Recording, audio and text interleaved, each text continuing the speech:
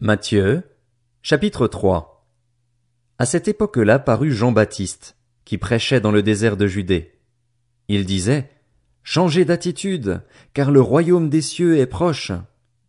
Jean est celui que le prophète Ésaïe avait annoncé lorsqu'il a dit, C'est la voix de celui qui crie dans le désert, Préparez le chemin du Seigneur, rendez ses sentiers droits.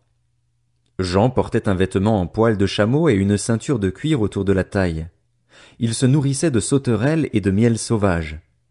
Les habitants de Jérusalem, de toute la Judée et de toute la région du Jourdain se rendaient vers lui. Reconnaissant publiquement leurs péchés, ils se faisaient baptiser par lui dans les eaux du Jourdain. Cependant, quand il vit beaucoup de pharisiens et de sadducéens venir se faire baptiser par lui, il leur dit, Race de vipères, qui vous a appris à fuir la colère à venir? Produisez donc du fruit qui confirme votre changement d'attitude et ne vous avisez pas de dire en vous-même, Nous avons Abraham pour ancêtre.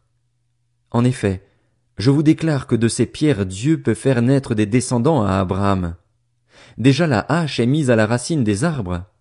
Tout arbre qui ne produit pas de bons fruits sera donc coupé et jeté au feu.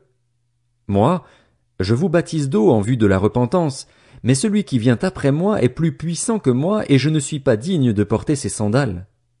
Lui, il vous baptisera du Saint-Esprit et de feu. Il a sa pelle à la main. Il nettoiera son aire de battage et il amassera son blé dans le grenier, mais il brûlera la paille dans un feu qui ne s'éteint pas. Alors Jésus vint de la Galilée jusqu'au Jourdain vers Jean, pour être baptisé par lui, mais Jean s'y opposait en disant, C'est moi qui ai besoin d'être baptisé par toi, et c'est toi qui viens vers moi? Jésus lui répondit, Laisse faire maintenant, car il est convenable que nous accomplissions ainsi tout ce qui est juste. Et Jean ne lui résista plus. Dès qu'il fut baptisé, Jésus sortit de l'eau.